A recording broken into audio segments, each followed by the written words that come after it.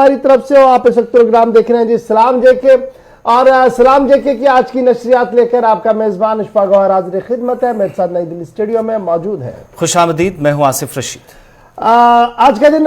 जी एक बार फिर पॉलिटिकली काफी ज्यादा अहम है। कुछ अहम तरीन बातें हैं जो दिल्ली में हो रही हैं, उस पर बात करना काफी ज्यादा जरूरी है। आपके पास मालूमात होती है, लेकिन रात देर गए तक क्या कुछ हुआ है और आज क्या कुछ होने वाला, उस पर थोड़ी सी बात आपके साथ करेंगे। फिर वैक्सीन पर इन दिनों सबकी नजरें हैं, तो वैक्सीन की भी बात आपके साथ करेंगे। एक बड़ा बयान जो है वो चीफ जस्टिस कारगुजार चीफ जस्टिस साहब की तरफ से सामने आया जम्मू कश्मीर के अंदर, और वो बयान हर लिहाज से आप इंतहाई अहम मानेंगे, क्योंकि जो बात हम लगातार दिल्ली स्टूडियो से पिछले कई हफ्तों से लगातार कह रहे थे, उसकी अक्कासी और उसकी तर्जुमानी कल उस बयान से हुई है जो चीफ जस्टिस साहब ने दिया है। वो बड़ा इंपॉर्टेंट बयान है, उस पर भी हम गुफ्तगू करेंगे। फिर इंतजामिया एक बार फिर जो है वो मुतहरिक है, क्योंकि अदालत उज़्मा ने जो हुक्मनामा दिया है उस पर क्या कुछ काम हो रहा है। पहलगाम से आपको बताएंगे कि ताजिर अंजुमनों और ताजिर जो है वो किस तरीके से इस वक्त कस्मोपुरसी और परेशानी की सूरत हाल से रूबरू हो रहे हैं,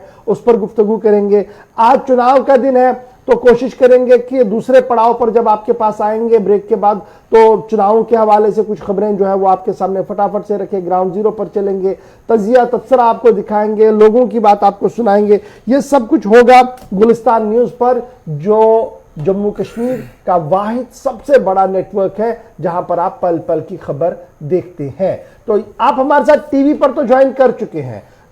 तो और कहां से आप हमारे साथ राब्ते में रह सकते हैं, तो आप अपना मोबाइल उठाएंगे, यूट्यूब में जाएंगे, यूट्यूब के जरिए से आप हमारी नशरियात को देख रहे होंगे या हमारी नशरियात को देखेंगे भी वहां पर। एक तो ये है जी। दूसरा, आप हमारे साथ फेसबुक पर ज्वाइन कर सकते हैं, आप हमारे साथ यूट्यूब और ट्विटर के जरिए से ज्वाइन कर सकते हैं, और www.gulistannews.in हमारा ऑफिशियल वेबसाइट है, इस पर जरूर आइएगा, खबर देखिएगा, खबर पढ़िएगा। दोनों तरह से आप हमारे साथ वहां पर भी जुड़ सकते हैं, यानी आप घर में हैं तब भी जुड़ेंगे, आप चल रहे हैं तब भी आप हमारे साथ जुड़ेंगे। कहीं और मकाम पर है जहां पर टीवी की रसाई नहीं है, तो आपके हाथ में मोबाइल है, तो मोबाइल पर आप 2-3 रास्ते से हमारे साथ ज्वाइन कर सकते हैं। तो हर एक बात आपके साथ खुलकर करेंगे। आज वक्त भी हमारे पास बहुत है, क्योंकि डीडीसी चुनाव के हवाले से भी आपके पास आना है, लेकिन खबर की शुरुआत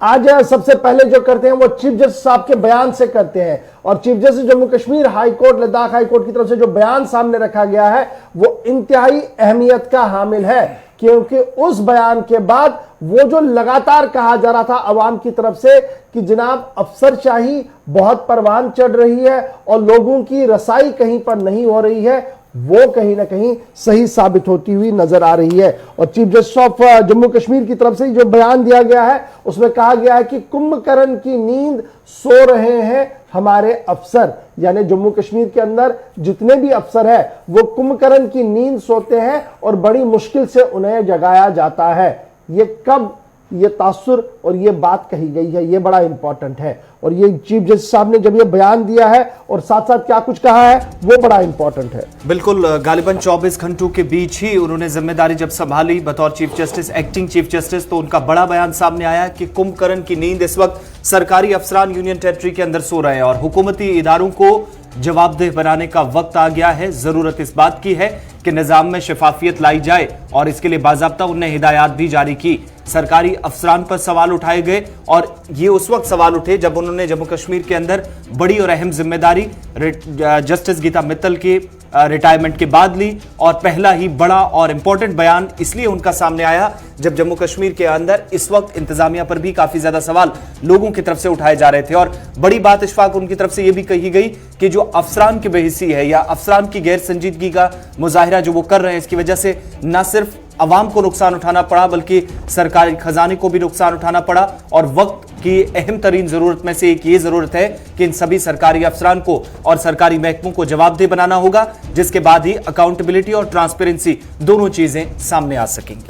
जस्टिस बिंदल साहब का यह बयान बड़ा इंपॉर्टेंट है, क्योंकि कल उन्होंने एक के बाद एक मिसाल सामने रखी है और यह मिसाल देते हुए कहा कि सरकारी अफसर जो है वो किस तरीके से बेहिसी का शिकार हुए हैं। और लगातार कुंभकर्ण की नींद सो रहे हैं, जिसकी वजह से जम्मू कश्मीर की आवाम को भी नुकसान हो रहा है और जम्मू कश्मीर की जो इक्तिसादियात है और तरक्की के जो तरक्याती मंसूबे जो है वो पाए तकमील तक नहीं पहुंचे जा रहे हैं। तकरीबन 8 मिसालें कल के दिन के हवाले से उन्होंने सामने रखी है, जहां पर अदालत ने 2017-18 में कहीं पर रोक लगाई थी, स्टे दिया था, लेकिन उसके बाद जो कार्रवाई दफ्तर की तरफ से होनी चाहिए थी, अमले की तरफ से होनी चाहिए थी, वो हुई नहीं और तरक्याती मंसूबे आज तक पाए तकमील तक नहीं पहुंचे। एक तो ये मामला था और दूसरी तरफ से यह भी कहा गया कि जिस तरीके से नोटा नोटी का मामला चलता है और फाइलें इल्तिमाम में पड़ती है, उससे भी जो है अवाम को भी मुश्किल है और रियासती इंतजामिया को चाहिए कि वो अब इस पूरे मामले से बाहर आए और काम शद्दमत से शुरू करे। और अगर ऐसा नहीं होता है तो उसके बाद और सख्त कदम जो है वो उठाए जा सकते हैं अदालत की तरफ से। यानी तंबे भी किया गया और यह बताया गया कि ट्रांसपेरेंसी वक्त की अहम तरीन ज़रूरत है सिस्टम के अंदर, और इसी ट्रांसपेरेंसी का हवाला, इसी शफाफियत का हवाला जो है साबिका चीफ जस्टिस साहिबान ने भी दिया था और नए चीफ जस्टिस ने आते ही अपना रुख साफ कर दिया कि वो इन मामलात में लैतुलैल से काम नहीं लेंगे। और पहली बात उन्होंने कही कि कुंभकर्ण की नींद सो रही है जम्मू कश्मीर की एडमिनिस्ट्रेशन, और उन्हें नींद से जगाना मुश्किल भी है और अगर जागे भी तो काफ़ी वक्त लगता है उन्हें फाइलों को पाए तकमील तक पहुंचाने के लिए। तो बड़ा बयान चीफ जस्टिस जम्मू कश्मीर की तरफ से जो इंतहाई अहम बयान था, उसकी चंद बातें हमने आपके सामने रख दी, क्योंकि तरक्याती मंसूबों को लेकर कल अदालत के सामने कोई मामला था जिसके बाद ये सख्त अल्फाज जो है वो चीफ जस्टिस साहब की तरफ से इस्तेमाल किए गए हैं। और बड़ी बात यह भी उनकी तरफ से कही गई है जो इंफ्रास्ट्रक्चर को लेकर, चाहे वो हाई कोर्ट की बात हो, अदालत की बात हो या दीगर जम्मू कश्मीर के अंदर अहम महकमे हो, उनमें जब इंफ्रास्ट्रक्चर की या फिर महकमों के अंदर जो सरकारी दफातर उनके तैयार करने की बात हुई हो, तो उन्होंने इस बात का खास जिक्र किया कि मुख्तलिफ महकमे जब जब उन्हें काम दिया गया, डेडलाइंस भी पार हुई लेकिन काम मुकम्मल नहीं हुआ। इस पर उन्होंने सख्त बरहमी का इजहार किया। और दूसरी बड़ी बात यह कि इन्हीं अफसरान की लापरवाही की वजह से या इसी तरीके से काम गुज़श्ता बरसों में भी चलता रहा, जिसकी वजह से जम्मू कश्मीर के अंदर आवाम तक जो सहूलियात, जो बुनियादी जरूरियात थी वो पहुंचनी चाहिए थी, वो अफसरान की बेहिसी की वजह से नहीं पहुंच सकी है।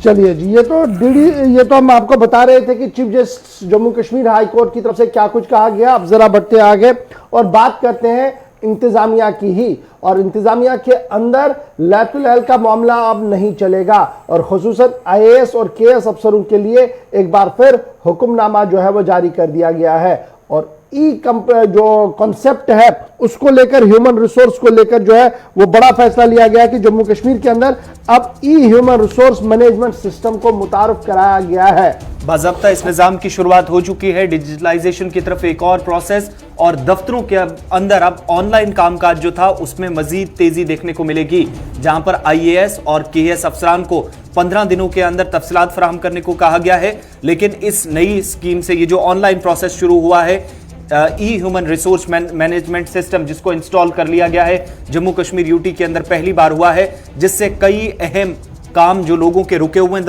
दफातर के अंदर, या फिर इससे पहले भी हमने बताया था कि इस प्रोसेस को जब जम्मू कश्मीर के अंदर मुतारिफ कराया जाएगा तो उन लोगों को भी बाज़ाब्ता अपने रिकॉर्ड्स के बारे में पता चलेगा जिनकी फाइलें दफ्तरों के अंदर कई बरसों से लटकी पड़ी हैं। लेकिन अफसरान की तरफ से जो ढीलापन दिखाया जाता था वो अब नहीं दिखाया जाएगा और इस नए सिस्टम के तहत बाज़ाब्ता ऑनलाइन उन्हें सभी रिकॉर्ड्स एक साथ दस्तयाब होंगे। ह्यूमन रिसोर्स मैनेजमेंट सिस्टम अगर ये मुतारफ होता है तो तकरीबन जो मुलाजिम हैं, जो इस वक्त जम्मू कश्मीर के अंदर सरकारी मुलाजिम हैं, उन्हें काफ़ी हद तक फ़ायदा जो है वो मिल सकता है, क्योंकि उनका सिस्टम रिकॉर्ड जो है वो इन प्लेस रहेगा कि वो अपॉइंटमेंट कब हुई, रिटायरमेंट कब हुई, उनका पेंशन क्या रहेगा, उनका सब कुछ जो है वो जो है सारा सिस्टम साथ साथ चलता रहेगा। और इससे एक नई लाइन जो है वो खींची जाएगी इंतज़ामिया के अंदर। माना जरा कि ह्यूमन रिसोर्स मैनेजमेंट सिस्टम है, इस सिलसिले में बाज़ाब्ता तौर पर IAS के अफसरों को कहा गया कि वो सबमिट करें अपनी डिटेल्स 15 दिन के अंदर अंदर, ताकि इस प्रोसेस को और आगे बढ़ाया जा सके। तो एक तरफ से अदालत का हुक्मनामा है, दूसरी तरफ से इंतजामिया क्या कुछ कर रही है अपने अंदर के निज़ाम को बेहतर करने के हवाले से, वो भी हम आपके सामने रख रहे हैं। अब बढ़ते हैं जरा आगे फटाफट से एक और बड़ी खबर आपके सामने रख रहे हैं, और बड़ी खबर के तौर पर यह भी बड़ा इंपॉर्टेंट है। आपको याद होगा कि रोशनी स्कैम हो या फॉरेस्ट का मामला हो, इसको लेकर अदालत आलिया की तरफ से बड़ा बयान दिया गया, बड़ा फैसला दिया गया, जिसके बाद इंतजामिया हरकत में आई। जम्मू से लेकर श्रीनगर तक कई नाम सामने आ रहे हैं, और फॉरेस्ट लैंड पर जो इमलाक बनी है, जो होटल्स या रेस्टोरेंट्स बने हैं, उनके नाम नोट से जारी की जा रही है। कल हमने आपको गुलमर्ग के हाल बताया था, आज आपको बताते हैं कि पहलगाम के अंदर इस वक्त की सूरत हाल क्या कुछ है। बिल्कुल, कल एक जगह और आज दूसरी जगह, पहले गुलमर्ग और दूसरा मकाम अब पहलगाम बना है, जहां पर इंतजामिया की तलवार कुछ होटल मालिकान पर लटकी है। होटल मालिकान को इंतजामिया की तरफ से नोटिस जारी कर दिए गए हैं, और 57 सयाहती और अहम मकामात है जिनकी निशानदेही भी इंतजामिया ने कर ली है। लेकिन यह भी कहा जा रहा है कि बल्दियाती इंतखाबात खत्म होते ही इस कार्रवाई में मजीद तेजी लाई जाएगी। कल जो आपको खबर बताई थी कि जहां पर इंतजामिया की तरफ से अब आज पहलगाम के अंदर, कल गुलमर्ग के अंदर कई लोगों को 100 के करीब ऐसे लोग थे जिनको नोटिस ऑलरेडी जारी किए गए थे। अब एक बार फिर यह बताया गया है कि पहलगाम के अंदर भी कई ऐसे होटल्स हैं जिनकी रजिस्ट्रेशन 2018 और 19 में खत्म हो चुकी है, लेकिन आज तक वो चल रहे हैं। और केयर टेकर के तौर पर कल जहां तक बात हुई थी कि इन होटल मालिकान को अब काम करना होगा, और इसी तरह के नोटिस अब पहलगाम के अंदर भी इंतजामिया ने जारी कर दिए हैं। तो लगातार 48 घंटों के अंदर बड़ी कार्रवाई कह सकते हैं हम इसको। एक बार फिर नोटिस उन अहम मकामात पर भेजे गए हैं जहां पर आज तक जम्मू कश्मीर की इकोनॉमी की बैकबोन चलाने में इन लोगों को एक अहम रोल के तौर पर या पार्टनर के तौर पर देखा जाता रहा है। इस बीच अब जो सरकार का मानना है कि 111 के करीब ऐसे 110 ऐसे होटल्स पहलगाम के अंदर हैं, जिनमें 99 ऐसे हैं जिनकी रजिस्ट्रेशन 2018 में खत्म हो चुकी है, लेकिन अभी तक चल रहे हैं, और मजीद डिटेल्स जो है वो सामने इसके साथ नहीं आई। वहीं 11 नवंबर को भी सरकार ने जो एक कार्रवाई की थी, और इस इन्हदामी कार्रवाई के तहत 700 कनाल ऐसी जमीन थी जिसको सरकारी अराजी माना जा रहा है, और अरू पहलगाम के अंदर जहां पर यह कार्रवाई अंजाम दी गई थी। और इन्हदामी कार्रवाई के बाद ये दूसरी बड़ी कार्रवाई है। हालांकि यहां पर बुलडोजर तो नहीं चले हैं, लेकिन इंतजामिया की तरफ से जो नोटिस जारी करने का सिलसिला है वो अब दूसरे इस मकाम पर भी चला गया है, और ये सिलसिला यहां थमने वाला नहीं है। इंतजामिया ने यह भी इशारा कर दिया है कि 50 से ज्यादा ऐसे टूरिस्ट डेस्टिनेशन है, ऐसे अहम मकामात हैं, सयाहती मकामात हैं, जिनके लिए इंतजामिया की बाज़ाब्ता फहरिस्त तैयार हो चुकी है, और वहां पर भी 57 मकामात पर बहुत जल्द नोटिस जारी कर दिए जाएंगे, और इसी तरह की कार्रवाइयां वहां भी अंजाम दी जाएंगी। महकमा सयाहत के पास अगर आप एदाद शुमार देखेंगे तो कुल मिलाकर 110 से ज्यादा होटल इस वक्त पहलगाम के अंदर काम कर रहे हैं, लेकिन महकमे की वेबसाइट के मुताबिक कुल 18 होटल जो है वो इस वक्त रजिस्टर है। लेकिन बड़ा सवाल ये है, जो बड़ी बात सामने आ रही है कि 55 से ज़्यादा प्रॉपर्टीज़ ऐसी हैं जिन पर यह बात सामने आ रही है कि वो जो ज़मीन है या तो फॉरेस्ट की है या गैर कानूनी तौर पर उस पर कब्जा किया गया है। और लगातार एक तरफ से सरकार ये कह रही है, और दूसरी तरफ से जो प्रॉपर्टी मालिकान है, होटल मालिकान है, उनकी तरफ से लगातार ये कहा जा रहा है कि हुकूमत की नोटिस में साल 2018 के बाद ही ये मामला रखा गया कि क्योंकि लीज का पीरियड बहुत सारे जो होटल्स हैं उनका ख़त्म हो गया, और लीज को रिन्यू करने का मामला हाथ में लिया नहीं गया सरकार की तरफ से, जिसकी वजह से गुलमर्ग के बाद अब पहलगाम के अंदर भी होटल मालिकान परेशान है। इधर बावसूफ ज़राया से मालूम हुआ है कि इंतजामिया ने इस पूरे मामले पर संजीदगी का इजहार किया है, और संजीदगी का इजहार करते हुए जहां मुख्तलिफ अंजुमनों के रहनुमाओं के साथ मुज़ाकरात और मशवरे भी किए जा रहे हैं, वहीं पर इंतजामिया ने भी ये बात साफ कर दी है कि जो लीगल मामला होगा उसे जल्दी से निपटाया जाएगा। और मामला इस वक्त अदालत की नोटिस में भी है, और देखना होगा कि अदालत भी इस पर किस तरीके का फैसला सुनाती है। तो कुल मिलाकर पहलगाम के बाद, गुलमर्ग के बाद अब पहलगाम सुर्खियों में है, क्योंकि माना जा रहा है कि वहां पर भी इंतजामिया की तरफ से नोटिसें जो है वो चस्पा की गई हैं, और बल्दियाती चुनाव खत्म होने के बाद बड़े पैमाने पर नोटिसें जो है वो थमा दी जाएंगी। इस तरीके की बात जो है वो सरकारी ज़राए के हवाले से हमें बताया गया, क्योंकि जनूबी कश्मीर पहलगाम के अंदर इन दिनों बल्दियाती चुनाव जो है वो चल रहे हैं, और चुनाव मुकम्मल होने के साथ ही बड़े पैमाने पर उन सभी लोगों को नोटिसें इजरा की जाएंगी जिनके कब्जे में या तो सरकारी ज़मीन है या फॉरेस्ट लैंड है, और दोनों लैंडों को वापस लेने के हवाले से जो अदालत का हुक्म है उसे अमलाया जाएगा। ये इंतजामिया की तरफ से कहा गया है, जो इस वक्त गुलमर्ग के अंदर पहलगाम के अंदर काम कर रही है। तो गुलमर्ग के बाद पहलगाम सुर्खियों में है, जहां पर नोटिसें भी दे दी गई है, और साथ साथ होटल मालिकान इस कस्म कुर्सी के अंदर है कि जहां पिछले 2 साल के दौरान बिल्कुल भी तिजारत नहीं हो पाई है, सयाहत सिफर पर है। वहीं पर सरकार की यह दूसरी तलवार जो आई है, इसने और ज्यादा परेशान किया है सयाहत के साथ जुड़े लोगों को, क्योंकि अगर होटल बंद होता है तो उसका सीधा सीधा असर न सिर्फ होटल मालिकान पर पड़ेगा, बल्कि होटल के अंदर काम करने वाले, होटल के बाहर काम करने वाले जो सयाहत के साथ लोग हैं, उन सब पर शब-खून मारा जा सकता है। इस तरीके की बातें जो है वो सामने आ रही है। यही वजह है कि इंसानी बुनियादों पर इस मामले पर सरकार भी सोच रही है और माना जा रहा है कि बहुत जल्द एक बड़ा फैसला लिया जा सकता है। तो ये मामला भी बड़ा इंपॉर्टेंट है जो हमने आपके सामने रख दिया। बढ़ते हैं जरा आगे, एक और बड़ी बात करते हैं जम्मू कश्मीर के हवाले से, क्योंकि जम्मू कश्मीर का मौसम का मिजाज बदला बदला सा है, क्योंकि चिलई कलान की आमद है। 20 तारीख की रात को चिलई कलान की आमद होगी, लेकिन चिलई कलान की आमद से कबल ही वादी कश्मीर के शुमाल और जनूब के अंदर सर्दी की शदीद लहर देखने को मिल रही है और माना जा रहा कि पारा मनफी चला गया है, जिसकी वजह से सूरत हाल इस तरीके की बनी है। और पिछले 10 साल के रिकॉर्ड को खंगालने के बाद मालूम पड़ रहा है कि लगातार मौसम करवट बदल रहा है। एक बार फिर मौसम में तब्दीली के इम्कानात अगले 12 से 15 घंटों के दौरान महकमा मौसमियात के मुताबिक, जहां पर आज भी बालाई इलाकों में बारिश का सिलसिला जारी है। बर्फबारी दोबारा कल देर शाम यानी जुमे की शाम से एक बार फिर बर्फबारी और बारिश का सिलसिला शुरू होगा। लेकिन बड़ी बात यह है कि गुज़श्ता 12 से 13 बरसों के दौरान तमाम रिकॉर्ड्स इस बार सर्दी के टूटे। अभी तक की जो लेटेस्ट अपडेट्स हैं या ताज़ा तरीन आदाद-ओ-शुमार महकमे की तरफ से जारी किए गए हैं, उसमें यह बताया गया है कि पिछले 13 बरसों के दौरान इस बार श्रीनगर समेत दीगर इलाकों के अंदर वादी कश्मीर में भी सर्द तरीन लहर देखी जा रही है और पिछले 2 हफ्तों से यह सर्दी की शदीद लहर जारी है। कल शाम दोबारा तो एक बार फिर बर्फबारी हो सकती है, लेकिन उससे पहले ही कुछ मकामात पर आज एक बार फिर सुबह सुबह खबरें मिल रही कि वहां पर बारिश हो रही है। इंतखाबात तो एक तरफ चल रहे हैं, लेकिन मौसम भी काफी ज्यादा खराब कई इलाकों के अंदर। दूसरी चीज आपको ये भी यहां पर बताते चले कि बारिशों के साथ साथ महकमा मौसमियात की तरफ से यह भी कहा गया कि बर्फबारी जो 2 दिन पहले हुई, उसकी वजह से थोड़ा सा इंप्रूवमेंट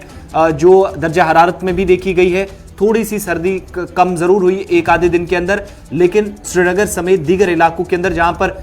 रात का जो टेम्परेचर माइनस में जा रहा है, जिसकी वजह से तमाम रिकॉर्ड्स पिछले 13 बरसों के टूटे हुए हैं। और दूसरी तरफ महकमा मौसमियात की पेशनगोई के मुताबिक कल जब मौसम तब्दील होगा तो उन इलाकों के अंदर जहां पर खतरा रहता है बर्फानी तोदे गिरने का, इन इलाकों के अंदर एक बार फिर वार्निंग जारी कर दी गई है। पहले से लोगों को एहतियात बरतने को कहा गया है और साथ ही मुतद्दिद इलाकों से ये भी खबरें सामने आई कि जैसे जैसे मौसम तब्दील हो रहा है, सर्दी बढ़ रही है, बारिशें और बर्फबारी हो रही है, ऐसे में लोगों को परेशानियां ये है कि वहां पर पानी की सप्लाई और बिजली की नाकस सप्लाई की वजह से भी आवाम के लिए सरमा के दौरान मुश्किलात पेश आ रही हैं। बड़ी बात हम बता रहे हैं कि आने वाले 2 दिन के दौरान मौसम का मिजाज फिर से बदल सकता है और यही वजह है कि महकमे मौसमियात की तरफ से जो बात सामने रखी गई है, काजीगुंड के अंदर कुल मिलाकर 2.2 मिलीमीटर बर्फ और बारिश जो है वो रिकॉर्ड किया गया। पहलगाम के अंदर पिछले 2 दिन के दौरान 2.9 मिलीमीटर, कुपवाड़ा के अंदर 7.6 मिलीमीटर, बानिहाल 2.4, बटोर 3.2 बारिश जो है वो रिकॉर्ड की गई है। लेकिन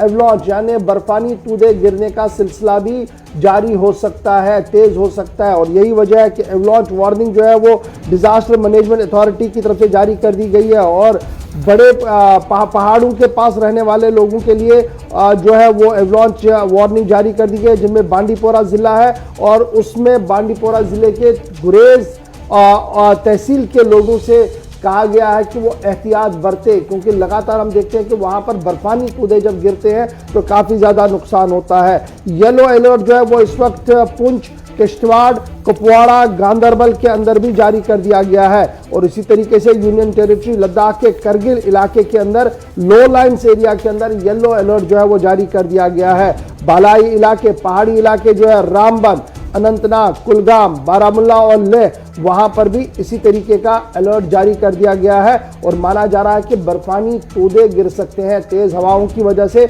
बर्फानी तोदे गिर सकते हैं। इसलिए आइंदा 24 घंटों के दौरान जो एवलॉन्च प्रोन एरियाज है, जहां पर इस तरीके की वारदातें ज्यादा होती है, वहां पर सबसे ज्यादा एहतियात बरतने की अपील इंतजामिया की तरफ से की गई है। महकमे मौसमियात का साफ मानना है कि आइंदा 2 दिन के दौरान मौसम का मिजाज बदलेगा, क्योंकि मगरिबी हवाओं का असर लगातार जम्मू कश्मीर पर बन रहा है, जिसकी वजह से पहाड़ी इलाकों समेत मैदानी इलाकों के अंदर दरमियाना दर्जे से जो है वो बारिशें और बर्फबारी हो सकती है। इसलिए एहतियात बरतिएगा और माना जा रहा है कि कल से मौसम का मिजाज एक बार फिर बदलेगा और पिछले 13 साल का रिकॉर्ड जो है वो टूटता हुआ नजर आ रहा है दर्जे हरारत की वजह से। दिन में भी दर्जे हरारत में काफ़ी कमी वाक़या हो रही है और रात के दर्जे हरारत को भी जब रिकॉर्ड किया जा रहा है तो मालूम पड़ रहा है कि पिछले 13 साल के दौरान सबसे कम और पिछले 10 दिन के दौरान सबसे कम दर्जे हरारत जो है वो रिकॉर्ड किया गया। तो आने वाले 24 घंटों के दौरान बारिश और बर्फबारी का सिलसिला दोबारा शुरू हो सकता है। फिलहाल बढ़ते हैं जरा आगे, जल्दी से आपको एक और बड़ी खबर भी बताते हैं और बात करते हैं जरा एक और यूनिवर्सिटी के हवाले से। बाबा गुलाम शाह बादशाह यूनिवर्सिटी के अंदर नए चांसलर को, वाइस चांसलर को ढूंढने का सिलसिला तेज हो गया है। आपको याद होगा कि गवर्नर इंतजामिया ने बाबा गुलाम शाह बादशाह यूनिवर्सिटी के वीसी के लिए सर्च कमेटी को तश्कील दिया था, लगभग काम मुकम्मल हो गया है। और सर्च कमेटी ने 5 लोगों के नाम भी एक लिस्ट जारी की है, जिसमें 5 लोगों के नाम है। कश्मीर यूनिवर्सिटी के 2 प्रोफेसर भी इसमें शामिल हैं और प्रोफेसर तलत की सरबराही में यह कमेटी तश्कील दी गई थी, जो अब तक कई माह की जो तलाश थी वो बिलाखिर लगभग मुकम्मल होती नजर आ रही है। और इससे पहले जहां पर बाबा गुलाम शाह बादशाह यूनिवर्सिटी के प्रोफेसर जावेद मुसर्रत थे, जिनका टेन्योर अक्टूबर के आखिरी हफ्ते में खत्म हो चुका है, और उसके बाद जो माता वैष्णो देवी यूनिवर्सिटी के वीसी थे उनको इंतजामिया की तरफ से एक्टिंग वीसी के तौर पर जिम्मेदारी दी गई थी। लेकिन एक रेगुलर वाइस चांसलर जो है उसके लिए बाज़ाब्ता जो एक कमेटी तश्कील दी गई थी और उसकी तलाश के लिए कोशिशें तेज हुई थी, अब वो करीब मुकम्मल हो गई हैं। और प्रोफेसर तलत की सरबराही में जिस कमेटी ने अब तक कामकाज जारी रखा, उसने लगभग 5 नाम जो है वो शॉर्टलिस्ट कर दिए हैं, जिनमें कश्मीर यूनिवर्सिटी के 2 सीनियर जो प्रोफेसर हैं उनके नाम भी शामिल आए हैं। शायद इन दोनों में से एक कोई आने वाला एक बड़ा और अहम जिम्मेदार बाबा गुलाम शाह बादशाह यूनिवर्सिटी का हो सकता है। विजिलेंस क्लियरेंस और दीगर लवाजमात को 5 कैंडिडेट्स को पूरा करने के लिए कहा गया है, जिसके बाद हतमी नाम का ऐलान अगले हफ्ते तक मुतवक्को है। माना जा रहा है कि रवा महीने के आखिर तक नए वीसी का ऐलान बाबा गुलाम शाह बादशाह यूनिवर्सिटी के अंदर हो सकता है, क्योंकि प्रोफेसर तलत की सरबराही में बनाई गई सर्च कमेटी ने अपना काम लगभग मुकम्मल कर दिया है। जल्दी से बढ़ते आगे और अब आपको एक और बड़ी खबर भी बताते हैं। जहां इंतजामिया के हवाले से हम आपको खबरें बता रहे हैं, वहीं पर अब एक और बड़ी बात भी यह है कि आईएएस और केएस अफसरों का फुकदान जम्मू कश्मीर के अंदर है। और यही वजह है कि एक अफसर के पास 3-3, 4-4 महकमे भी है। और लगातार जहां आईएएस अफसरों के हवाले से गुज़श्ता दिनों हमने आपको बताया कि माना जा रहा है कि 12 से 24 अफसर किसी भी वक्त जम्मू कश्मीर के लिए रवाना किए जा सकते हैं, वहीं पर एक बड़ी बात सामने आई है। बिल्कुल, अफसरान की कमी की वजह से लोगों को मुश्किलात का सामना है। और क्यों मुश्किलात का सामना है? क्योंकि जम्मू कश्मीर इंतजामिया के अंदर मुख्तलिफ महकमों के अंदर 257 असामियां इस वक्त भी केएएस अफसरान की खाली पड़ी हुई हैं। और अफसरान की जो मंजूर शुदा असामियां हैं जम्मू कश्मीर के अंदर इस वक्त वो 1436 हैं, जिनमें से 257 आज भी खाली हैं। और ये एक महकमे नहीं, मुख्तलिफ महकमों के अंदर अगर ये असामियां पूरी की जाती हैं तो मुख्तलिफ महकमों के अंदर शायद ये जिम्मेदारियां पूरी करके अवाम की मुश्किलात दूर की जा सकती थी। वहीं मुतलका हुकाम खुद ये मानती है कि 1436 अफसरान में से 250 से ज्यादा अफसरान जब जम्मू कश्मीर के अंदर नहीं है तो इससे महकमों का कामकाज भी काफी हद तक मुतासिर हुआ है। और इस वक्त भी जहां पर हुकूमत के जवाब के मुताबिक केएस के जो जम्मू और श्रीनगर के अंदर या जम्मू या कश्मीर दोनों सूबों के अंदर जो अफसरान काम करते हैं उनकी ओवरऑल जो स्ट्रेंथ है वो 1436 है, जिनमें खाली असामियां इस वक्त एक बड़ी तादाद 257 है। इसके अलावा ये भी बताया गया कि जूनियर स्किल केएस ऑफिसर्स की मंजूर शुदा 640 में से कोई भी असामी अभी तक खाली नहीं है। वहीं दूसरी तरफ टाइम स्केल केएस ऑफिसर जो हैं इनके लिए मंजूर शुदा असामियां 398 हैं, जिनमें 60 असामियों पर अभी तक अफसरान तैनात ही नहीं है। सिलेक्शन स्किल केएस के लिए मंजूर शुदा असामियां 238 बताई जाती हैं, जिनमें 45 अभी भी खाली पड़ी हैं, वैकेंट पोस्ट हैं। खुसूसी पैमाने पर जो या स्पेशल स्किल सेक्शन जो है उनके मुताबिक 133 इसकी सतह पर 133 असामियां ऐसी है जिनमें से तमाम की तमाम 133 अफसरान की असामियां इस वक्त भी जम्मू कश्मीर के अंदर खाली पड़ी हुई। और महकमा के मुताबिक मुख्तलिफ महकमों के अंदर अगर इन असामियों को पुर नहीं किया जाता तो इसके असरात आज भी मुरतब हुए हैं और आने वाले वक्त में भी इसका इंपैक्ट महकमों के कामकाज पर देखा जाएगा। चलिए जी, ये तो ठीक केस अफसरों के हवाले से खबर कि किस तरीके से हमारा सिविल सेक्रेटरीट खाली खाली है और इसको पुर करने की कितनी अशद ज़रूरत है। आईएएस और आईपीएस अफसरों की किल्लत पहले ही थी, जिसको लेकर मरकजी वजारत दाखिला ने कमर कस ली है। लेकिन बड़ा खुलासा जो एक आरटीआई के जरिए से हुआ है, उससे मालूम हुआ है कि जम्मू कश्मीर के अंदर केएस काडर की भी काफ़ी ज़्यादा किल्लत है और लगातार उसको पुर करने की ज़रूरत है। छोटे से ब्रेक के लिए रुक रहे हैं, ब्रेक के उस पार आएंगे तो खबरों के सफ़र को रखते हैं जारी और फिर आपको तीसरे पड़ाव पर जब लिए चलेंगे तो आपको डीडीसी इंतखाबात के हवाले से भी बात बताएंगे।